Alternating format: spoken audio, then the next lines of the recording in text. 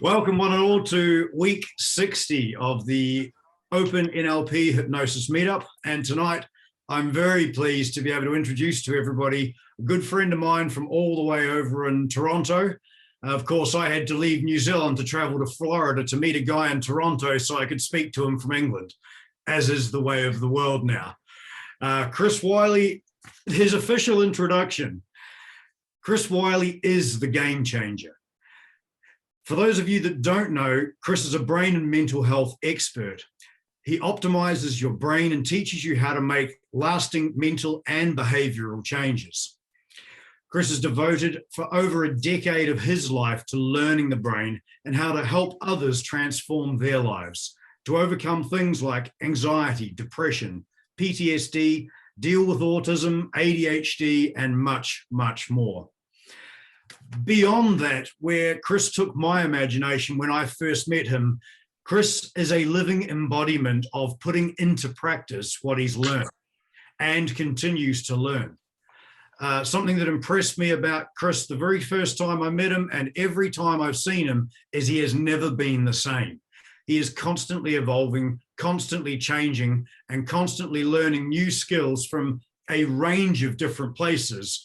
He has no biases whatsoever as to whether it's cultural background, whether someone said it's the best or it's the second best. He wants to know if it works, and he makes himself to be the ultimate guinea pig. After this, I will distribute some links so you can find him on Instagram. You can find him on Facebook and other channels. A transformation is an understatement for what Chris has done from the early years of his life to who you see before you. And in between, you may come across a somewhat hairy mountain man charging around having a great time. And I love every single image because they represent what Chris actually does. He's not just changing the game for other people, he changes it for himself, and he leads by example. So Chris, welcome, and thank you very much for coming along this evening. Oh, thank you so much, Orlando. That was a beautiful introduction, and you like hit every point there. It's just that constant evolution, and it's so nice to reconvene with you here and see you doing absolutely amazing, building a group, and we've both come a long way, that's for sure. It's been a good year. It's been a long distance in a few short years. Yes, exactly. So, Chris, look, we're going to dive straight into it. This is the Open NLP Hypnosis Meetup, and we often talk about altering states of mind and states of body. Now, in your work, you work on the neuroscience of altered states. What is that, and how are you doing it, and how is it useful in the work that you do? Absolutely. And one of the first things I discovered is that different brain states enhance particular abilities and also have their associated limitations with them. And this entire work that I do stemmed from my own personal problems with anxiety, addiction, panic attacks. I actually wanted to go to law school. And it was just through it was just through sheer being absolutely forced to have to deal with these problems I was experiencing that I was forced to dive into neuroscience. And I immediately got captivated by the idea of using EEGs, brain imaging, to actually see and measure what was going on in my brain when experiencing an anxiety or a panic attack. So neuroscience is really all the science of how our brain works.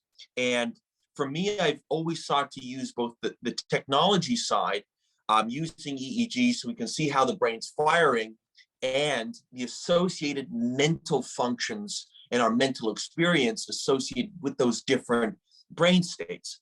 Because we all have the example of, on certain days, our brain feels alive, we're thinking clearly, we're thinking precisely, our memory's working well. And then you have those other days where it's like, it's cloudy, it's like, you're trying to grind your way and it's just not happening. So our brain waves and our brain states, these are things that are constantly fluctuating and changing. And that got me very interested in A, being able to measure this, but then B, diving into different modalities and technologies so that we can predictably and have more control over what our brain does. And we can dive into that. There's technological things we can do in terms of training the brain. As you well know, Orlando, there's a lot on the psychological side that people grossly underestimate. And that's really the fascination with NLP and hypnosis, is these are techniques that we can use to literally change someone's brain state on demand.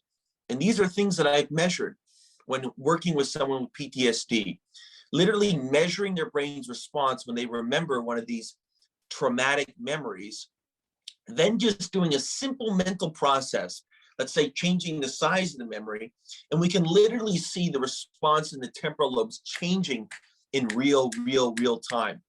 So for me, I've always thought to try to bridge the world of academia and neuroscience with the practical element of actually helping people and really have both perspectives. So neuroscience is basically the science of how our brain works, and we have technologies to measure how our brain works. And there is an entire arsenal toolbox of different modalities that you can begin to change a brain state. And we can do it psychologically. You can do it through nutrition, simply changing the raw materials you give your brain. Now you change your neurochemistry. You can do it through neurology. You can do it through changing the environment. So it's all about creating those brain states that are going to help you perform those desired functions. So, Chris, you mentioned there that while working with a client or multiple clients with PTSD and identifying a change in the frontal lobe. Now, I take it that's, you mean that's from the imaging that you were doing at the time. Is that correct? Actually watching the organ. Yeah, I was actually, measuring the organ we were working on. I thought it was a pretty good idea. I wanted to, it's nice. I just was curious, what's actually going on in this individual's brain. And yeah, measuring an EEG, and we could see literally in real time the initial response that was producing those overwhelming feelings of depression and sadness, and then just a simple mental change and actually measuring the change in how the brain was firing in real time on an EEG in the frontal lobes, temporal lobes. And that's something I've been doing for over 10 years. Awesome. And just out of interest, when you're working with those clients and they can see the obviously you're explaining to them what's happening on the screen and how they can actually detect those changes. What differences did you notice in the client when they became aware of a visual representation of what their brain was doing in these two different states? Absolutely. And this is something, Orlando, it's just something about it. People, they love seeing their brain. It's just, most people, they're just people who are so used to having external validation. So just to give people that visual where we can point out some of the problematic patterns, and then we can do a technique, which you already know it works. I already know it works, but now they can also have that added understanding of how their brain is changing.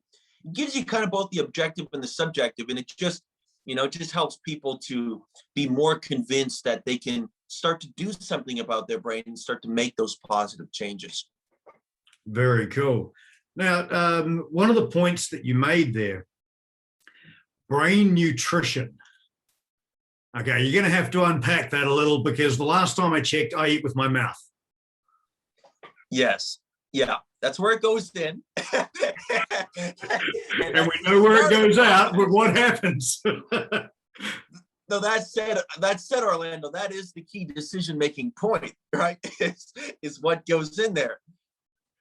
So yeah, brain nutrition is, just so anyone, listening to this, is basically our brain makes these different neurochemicals. We have neurochemicals that make your brain fire faster. We have neurochemicals that make your brain fire slower. You have neurochemicals that boost your mood, that it can literally change how your brain fires. And what our brain has to make these neurochemicals, like dopamine, are literally the amino acids and raw materials that we get through the foods we eat. So for example, you eat a lot of protein-rich food. It's loaded in amino acids like tyrosine. Now your brain has those amino acids to build more dopamine, which is going to help with your focus, with your energy. So brain nutrition is all about how can you eat in a way to boost those positive neurochemicals to help improve your well-being, improve your focus, improve your memory. And without getting too geeky, I basically just looked at the actual structure of the brain, what the brain is made out of, and how it functions. It just seemed practical to know those two things, Orlando, before figuring out what brain nutrition was, and then using those properties to design a nutritional approach to help improve the brain. And just for example, Orlando, is like people, hear about nutrition. Fish oils are the big rave, and like literally every study done on fish oil has shown that it improves cognition, well-being, and brain performance.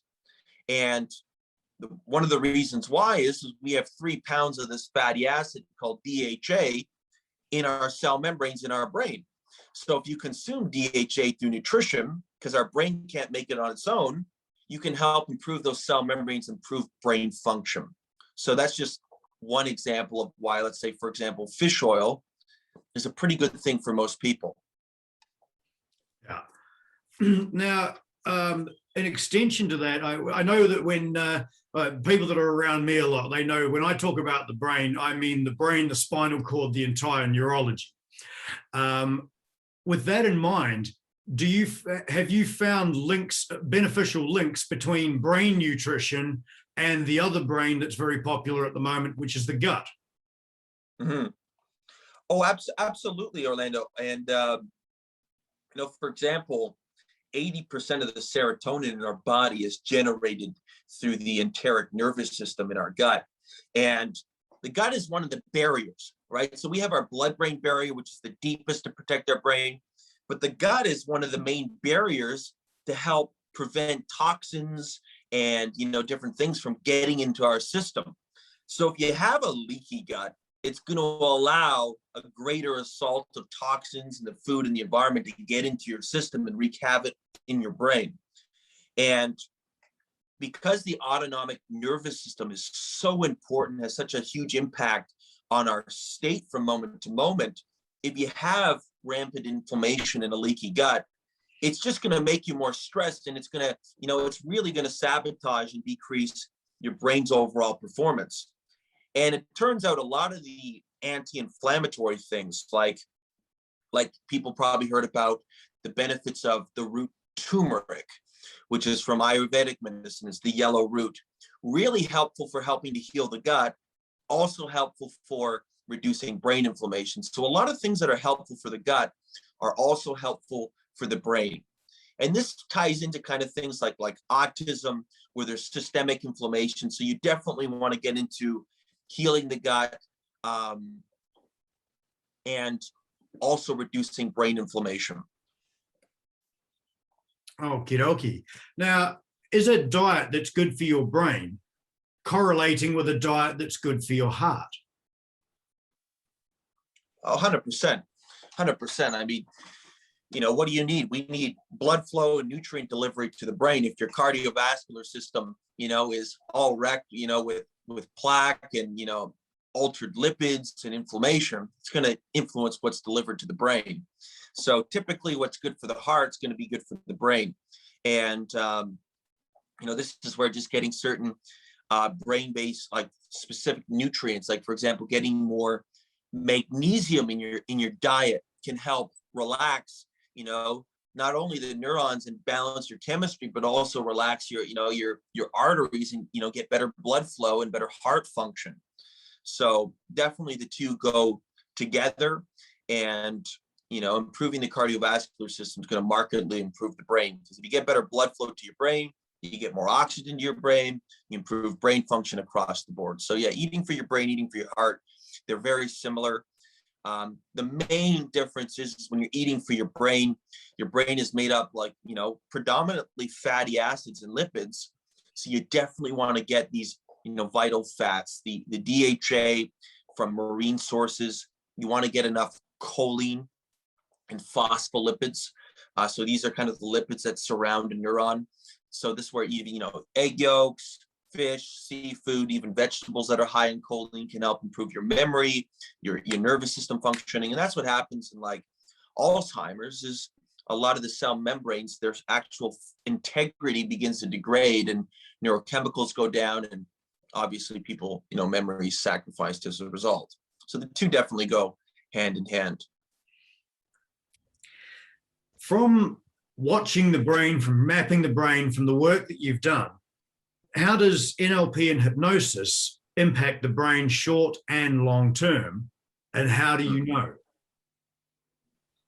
Great question. I'm going to start with the hypnosis. So a lot of people have different preconceived notions of hypnosis. A lot of people think it's you controlling their brain, and they watch those movies or whatever. So that's something, if you're doing hypnosis, you're inevitably up against. I really use hypnosis as a set of tools and procedures, same with NLP, a set of tools and procedures to get people's brain into different brain states, into altered brain states. And this is because usually all the problems we're experiencing are only limited to certain habitual brain states that we experience. And if you have the ability to alter someone's state, now all of a sudden, all those built up mental models, all those beliefs, all those patterns, even brain patterns, begin to open up. And we, like, literally, if we're measuring the brain, we'll see a totally different pattern of activation. We'll see different brain waves. And it basically just gets people into a freer state where they can start to really accelerate their learning and just try, uninhibited. And every mental function, whether it's memory, whether it's relaxation, whether it's visualization, whether it's pain control, will have certain brain states that naturally accelerate those abilities. So I measure EEGs, and a great example is if you have like a beta dominant state, fast brain waves, that's kind of associated with active thinking, processing, even some worrying. That's not a great state to do super memory or visualization, right? That's more of a theta kind of alpha state without getting too geeky into it, right? So this is where you can use procedures like NLP and hypnosis to get people into these brain states where those desired abilities that they want. And for the client, maybe memory. It may be the ability to imagine and create and visualize their future. It may be to get to an empty mind state where their mind shuts off completely. These are tools. NLP and hypnosis are very effective, practical tools that you can create those changes in brain state in literally seconds to get people in the states where they can start to perform the abilities that they want. The biggest problem people have is they have a brain and they can't get their brain to do what they want. And this is why I love NLP and hypnosis, because very practical, tangible methods and techniques that you can do to change someone's brain state. And the reason why I learned it is because I would work with clients, let's say they have a cocaine addiction or heroin addiction. I get their brain completely balanced, Orlando. Literally everything was balanced to a T. There was, things were perfect. But what would happen? They'd go home, boom, same addiction. They'd go home, light up again. So that got me to question, geez, Louise, I can give this person the perfect plan, get their brain balanced, but geez, they just won't bloody follow it. How can I get them to follow it? So I was like, okay, I got to up my skills on the psychological behavioral change side. And then I did a little digging. People were talking about NLP. I went to see some seminars of people who are purportedly the top NLP guys. So I just looked up who created the darn technology by the guy of Dr. Richard Bandler, and I just flew to Florida to see what he was about. And when I watched him, I was more than a little impressed and thought I need to add those skills to my arsenal. So I think you and me both felt that same way, Orlando. We're like, okay, those are a set of practical skills I'd like to have. Oh, yeah. So I think that's where the NLP and hypnosis is so effective. These are the skills we're never taught in academia nor in school. These are the soft, real life skills on how you can influence people through language, through your body language in real time. It's like NLP and hypnosis is synonymous with emotional intelligence. How can you move people to different emotional states, different mental states, and how can you actually function in real life on real people? It's kind of important.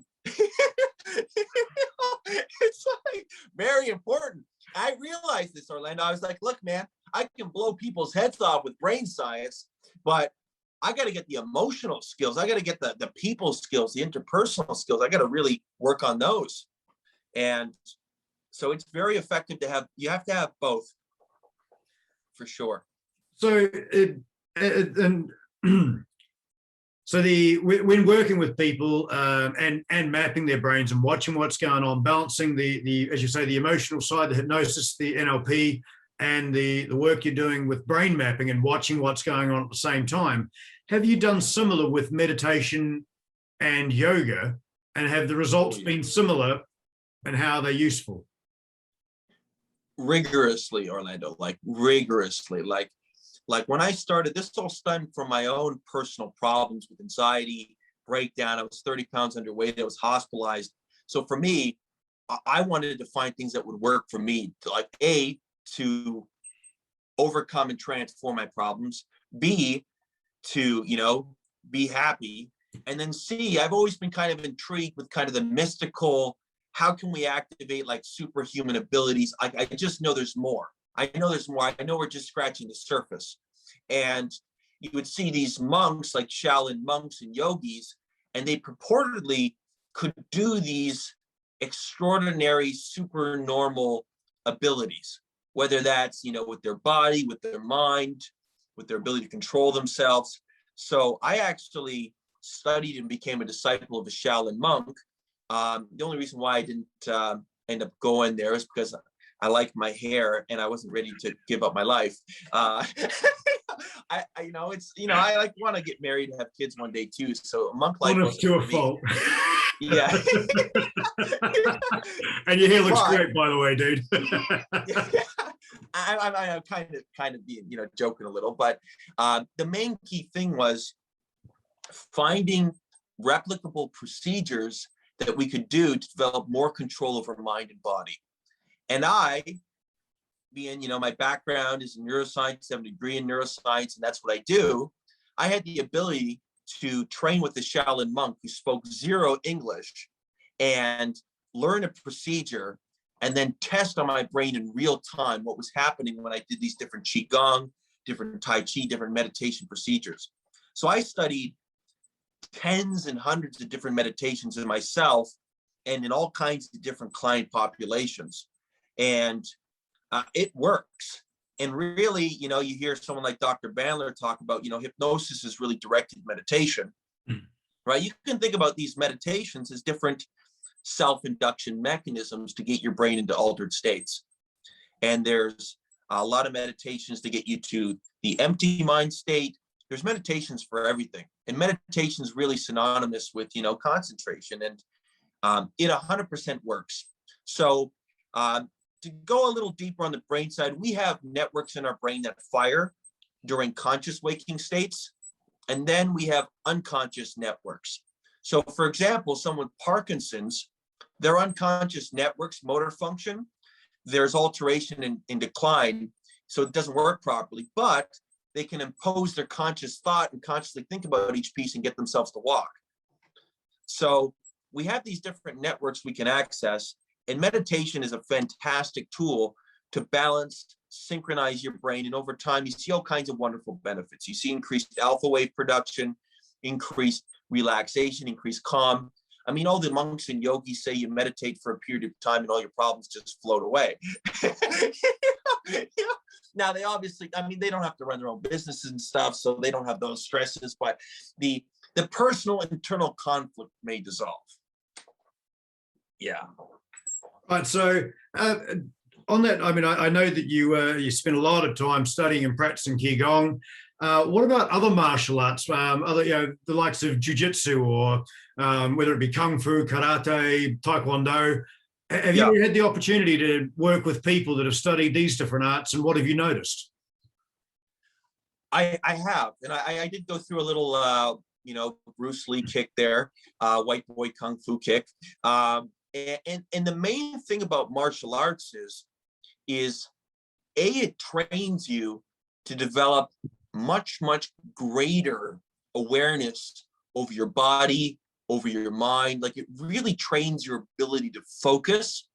It really develops, you know, your discipline and your ability to stay on task. So martial arts are a fantastic tool to spiritual, personal, physical transformation. It's not just physical. There's something spiritual that happens when you're training for 2-3 hours. And really every martial arts system and culture, involves daily physical practices. So that's either, kung fu practices, karate, you have the different forms. It involves some form of mental concentration exercises. And then, typically, especially for things like Shaolin, they have like herbal medical systems. So like they consume certain herbs every day to help increase the energies of the body. So really what, we can take away from that is having daily practices, mental concentration exercises, working on the physical. The physical is remarkably important because if you look at the literature on what exercise does to the brain, to our BDNF, brain-derived nerve growth factors, endorphins, serotonin, dopamine, like literally if that was in a pill and sold, it would be the absolute wonder drug, that would be, it would be ridiculous, right? But the fact that it's exercise and it's free, if you're working at home, if you got to go to a gym, it costs money, but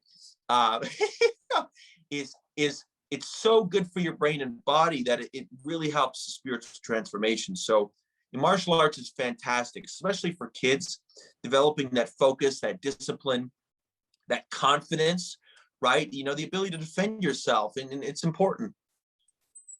Absolutely. Very cool. This is something I'm particularly interested in. I know there's a good number of people that have asked questions around this topic or quite directly about the topic. I know that you've done some extensive work in neuroscientific solutions, or I'd like to call them game changer solutions, because I know you're doing more than just neuroscience, working with especially children and adults that are autistic or have learning difficulties or differences of some description. Yes. Could you speak to that for a while? It's just that, what were you doing and what were the results you were having? Mm-hmm. And Orlando, this actually, my work with autistic children, actually, like it's been a personal mission of mine for like from the beginning.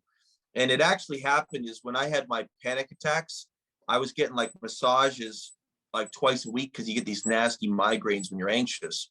And one day my massage therapist changed to a new clinic. And at this new clinic, I saw this doctor working with this boy with these sensors attached to his head. And I thought to myself, well, that's interesting. What's that? And it ended up being a doctor working on his autistic son with a primitive form of EEG neurofeedback. And the thing is with autism is, for someone like, yourself, Orlando, and myself, our brain has experienced what functional balance is like. Like we have that experience, we have that foundation. A lot of times for these autistic children, their brains have never experienced a balanced set point. From the moment they came into this world, their brain is either in between a hyper-stressed, hyperactive, hypersensitive state or a slow brainwave state. And this is just through doing thousands of EEGs. I've noticed particular hallmarks and brain patterns of the autistic brain. One of them is a severe deficiency in alpha brainwaves. Another one is just hyper rigidity, hyper connectivity. And that's something that needs to be expanded and broken up. A lot of inflammation and overactivity in the posterior of the brain, temporal lobes. So this is where I've used a lot of technology because for a lot of these autistic kids, I work with a lot of severe cases. It's very difficult to do linguistic behavioral work, right? And we want to do the NLP with them, but sometimes we have to get their brain into a balanced enough state where that work can stick and it can actually work. And this is where I've used the external technologies, things like neurofield, using pulse EMF frequencies to actually activate and train and balance the brain to get the brain out of that hyper stress state into a more balanced state where cognition, social function, language learning, behavioral learning can start to happen and start to open up. So all the hallmarks of autism, they kind of all improve simultaneously. You reduce the brain stress and inflammation, get it more balanced. Now the rigid behaviors, repetitive behaviors decrease. Now all of a sudden, the autonomic nervous system activates more, social engagement system opens up. So it all happens simultaneously. So autism is a case where there has to be work on the neurological side. It's different, right? If you're working with someone with a phobia or an anxiety, this is something that you can pretty well transform through psychological tactics and techniques alone, and that's going to change their brain.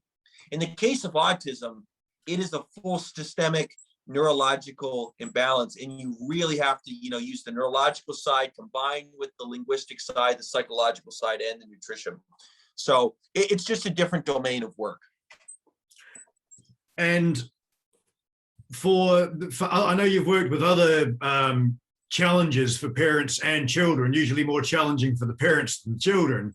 That is the dreaded ADHD and other learning disabilities, or as I might call it, learning differences. What again, is it a similar approach with ADHD and learning difficulties, or do you go down a different path?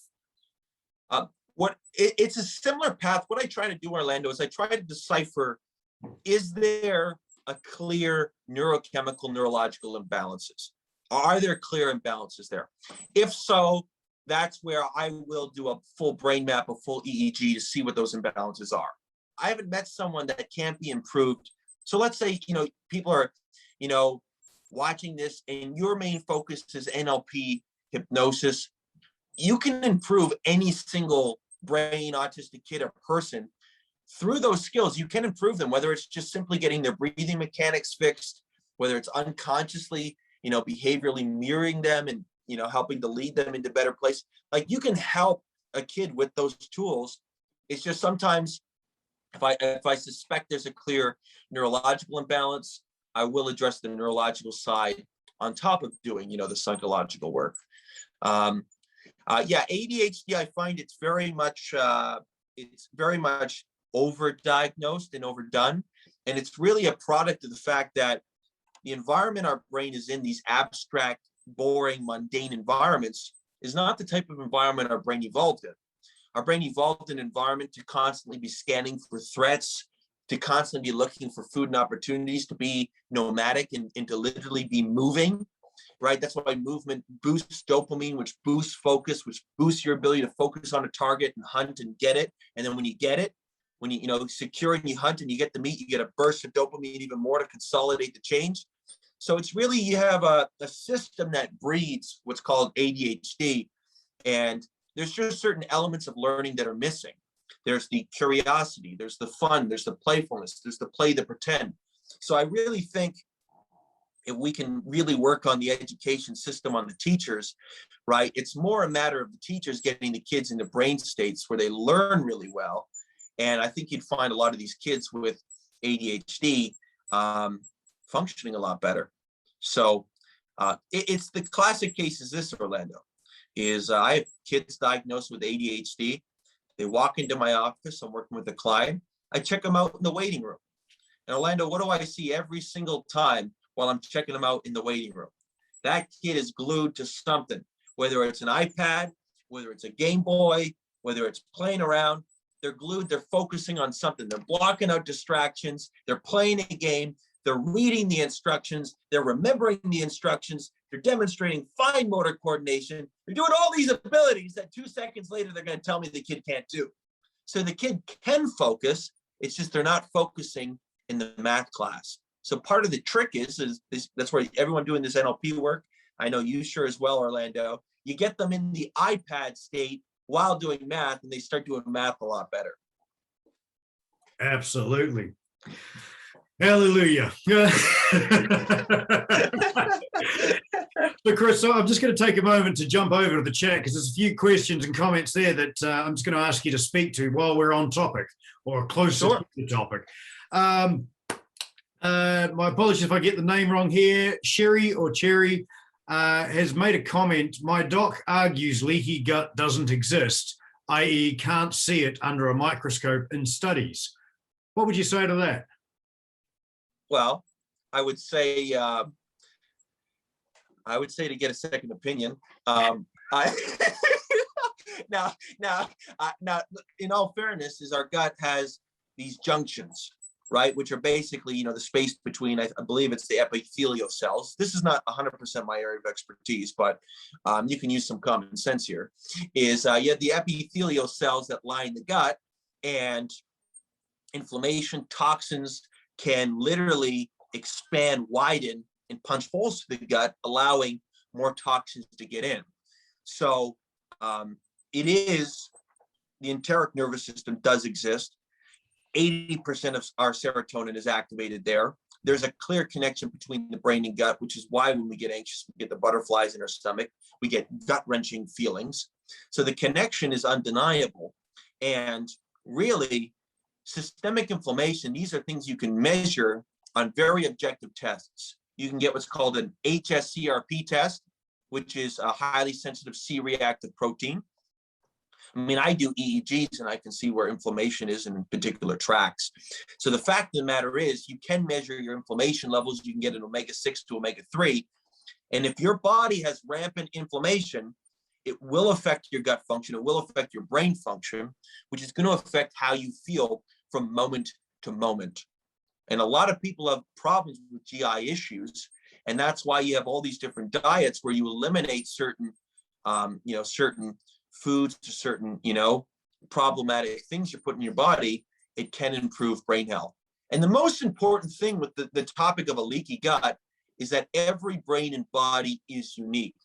So the theory can say one thing, the diet can say one thing, but if you try it and you find your gut distended like you're 3 months pregnant, well, that's telling you something. So you have to really dial in what's going to work for your body. And getting inflammation under control is important for your brain health. It's important for your hormone health. It's important for your recovery. It's important for everything. It's not just gut health, right? Now, and the thing is these things like gut health, it becomes a popular meme. Everyone starts talking about gut health, right? Everyone jumps on board, jumps on the train. For me, it's just like it's a piece of the puzzle. And like with autistic kids, it's undeniable.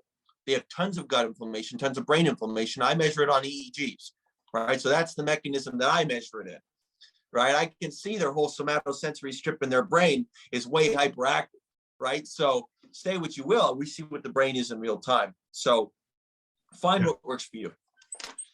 And I'm really glad you made that point, Chris, because I've had direct experience working with yourself. A suggestion you made to me a few years ago, and I'll never forget, you were so adamant, this is exactly what I suggest, and as you are using it, your body will send you messages. If they're good, keep it up. If they're not good, stop, and let's have another conversation. Let's get some more information. Let's speak to someone else.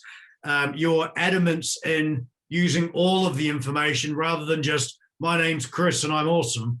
I agree with that statement as well, but I do love the fact that first, always seek all of the information and make good quality decisions and listen to your body, notice what's happening. Sorry, I'm not sure, Cherry or Sherry, are you happy with that answer? Yes, thanks. You're very welcome. Just out of interest on that note, regarding guts, whether leaky gut or inflammation or holes in the gut per se, I can put in the group chat and make available to anyone that wants it a reference to a leading authority on multiple sclerosis based in Australia, who was actually a medical physician who was diagnosed. And he 3 weeks later, he gave up his practice and all of his work and threw himself into learning about multiple sclerosis. And he speaks very clearly about the gut and very specifically about how things get from the gut to where they shouldn't be.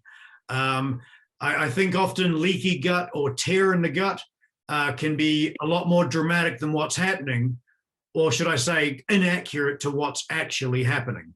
But sometimes the language makes it sound a little different, but I'll certainly find that resource. I'll write that down somewhere. Orlando, we got to ask the big question, is what's causing the leakiness of the blood-brain barrier that could be associated with this absolute epidemic skyrocketing of all these neurological and neurodevelopmental problems in kids that are being born this day? Now, that's a heavy discussion, my man. And have I measured this stuff with EEGs and stuff I have. And check out the studies done by Alan Frey in the 1970s on leakiness of the blood-brain barrier. Because there's a big problem that people haven't really addressed. Why is this happening? Why are all these neurodegenerative cases, why are they exploding? Why are all these kids, why did autism go from me being, when we were kids, there wasn't a single autistic kid in our school, to now 1 in 38 kids is being born with autism. Wow. Well, 1 in 38, Orlando, just autism. And what's happening is we are now living in a totally altered electromagnetic field. One of the fundamental forces of the universe is electromagnetism. We have electromagnetism, got gravity. And what happens is our brain is an entrainment machine. When we're in any environment, physical environment, our brain is constantly entraining to the energies and electromagnetic frequencies around us. That's why when we go out in nature, all of a sudden, we start feeling more relaxed. We start feeling calmer. We start feeling more zen. Well, that's because we're connecting with the natural electromagnetic frequency of the earth, of the Schumann frequency, which is in the alpha band, and our brain entrains to it. So this enters the new world of man-made technology, man-made Wi-Fi, and this electrification of the planet, which is constantly stimulating our brain and increasing the leakiness of the blood-brain barrier. So I got news for anyone. We're all on Zoom. We all have Wi-Fi. All our blood-brain barriers are somewhat leaky to some degree, which means what you put in your body is most likely to some degree getting into the deep structures of your brain. So this is where anyone listening to this, you have to gauge your personal risk factors, right? Am I planning on getting pregnant in the near future? If so, you got to be very, good to know. Good to know. Good to know. That was not specifically directed towards unconscious response, that one. Yeah. That said, I mean, I'd support you either way, my man.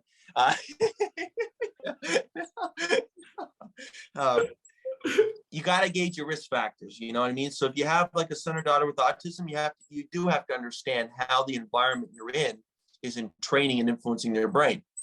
And funny enough, when I was living in a 20th floor in an apartment building in a downtown location, that's when my insomnia, anxiety, and everything erupted, and I couldn't sleep.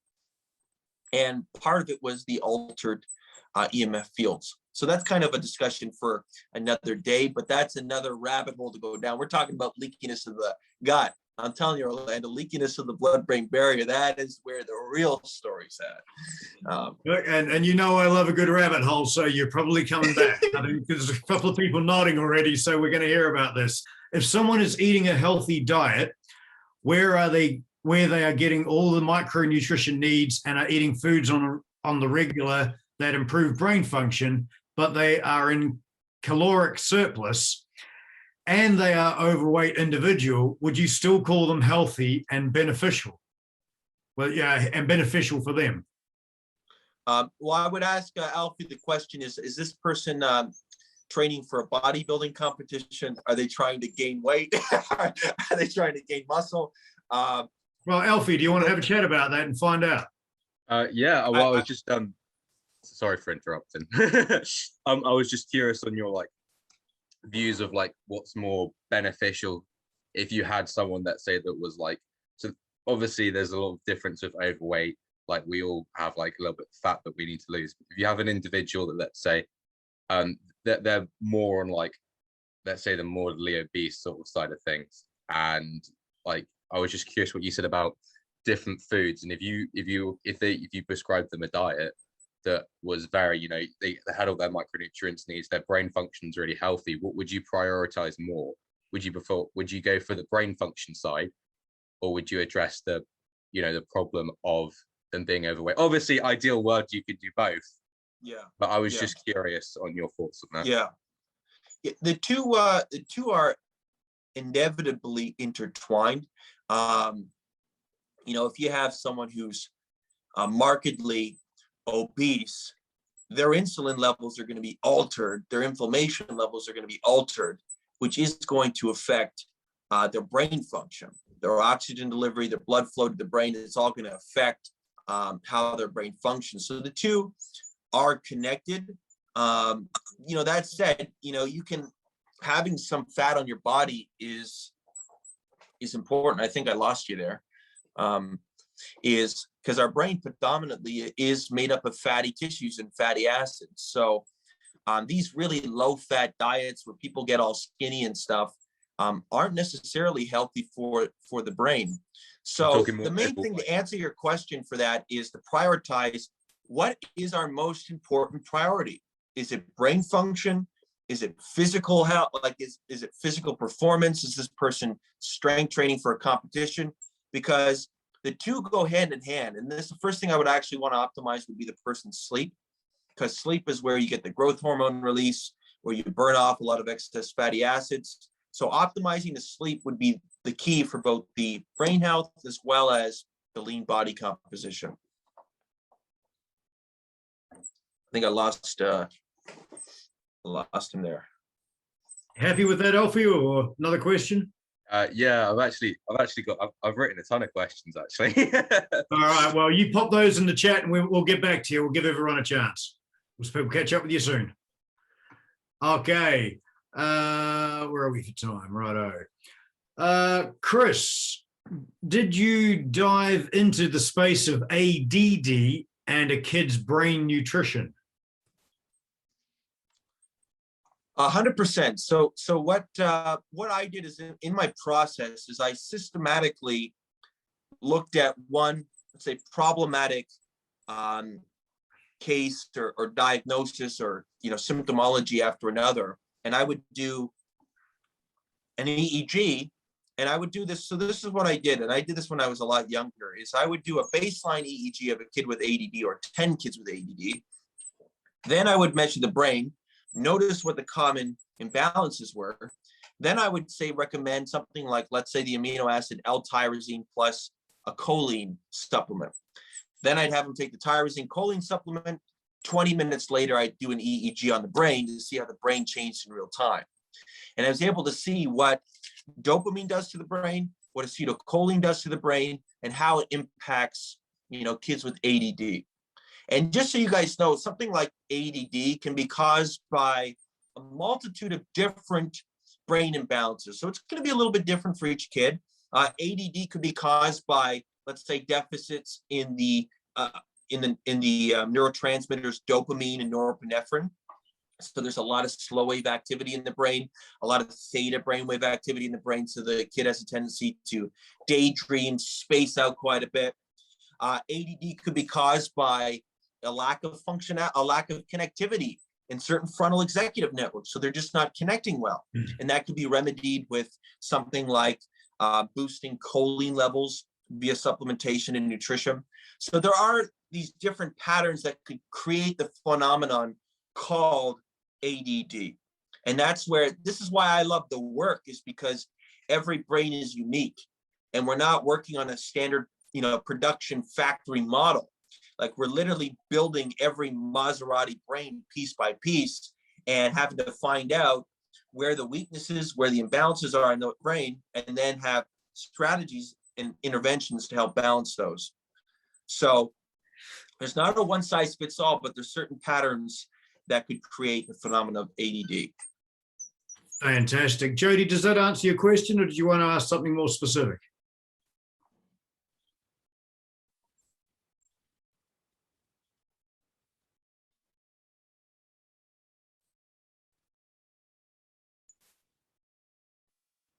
Did you want to ask something else again there, Jody? You need to unmute yourself. Or are you good? No, I'm all set. That was great. Thank you so much. My pleasure. Yes, absolutely. Wonderful. Okay. What do we got next here?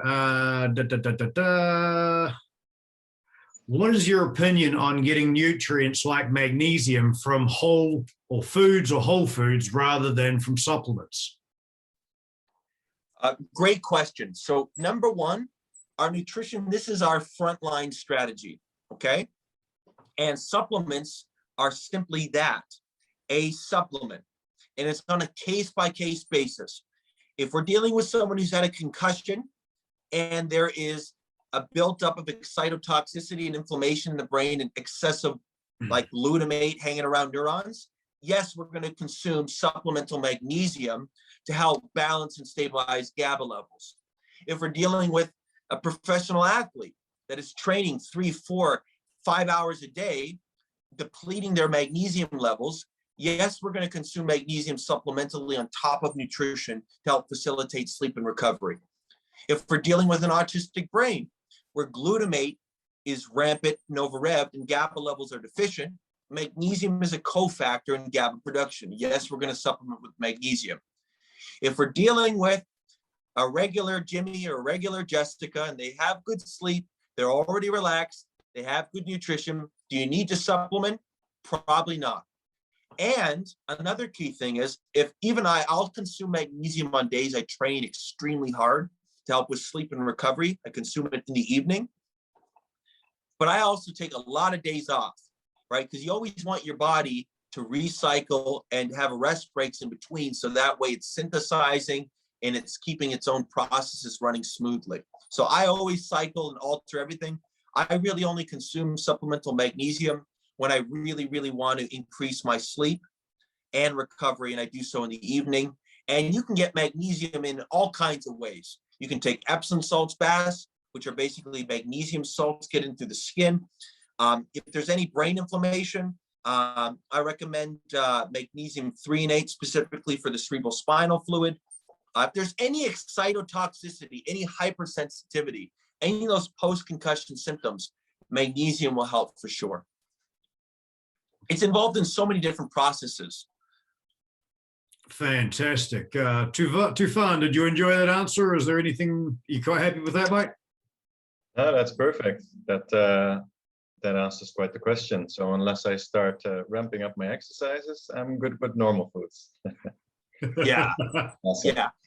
Yeah. And this where like all green vegetables are centered on a chlorophyll backbone. The center of chlorophyll, which is like the blood of a plant, is magnesium. So if you get your greens, you can consume some of the superfoods like raw chocolate, raw cacao, make like a love and libido mocha. Like you get some like natural chocolate, very high in magnesium, things like pumpkin seeds. You can definitely get it just through good nutrition for sure. Fantastic. And I do love that Chris mentioned that love and libido mocha. That's one that I'd share with anybody. I've personally felt the results of that. And 30 days later with a 10-kilo weight drop and about a 7 to 8 beats per minute resting heart rate drop and feeling incredibly different.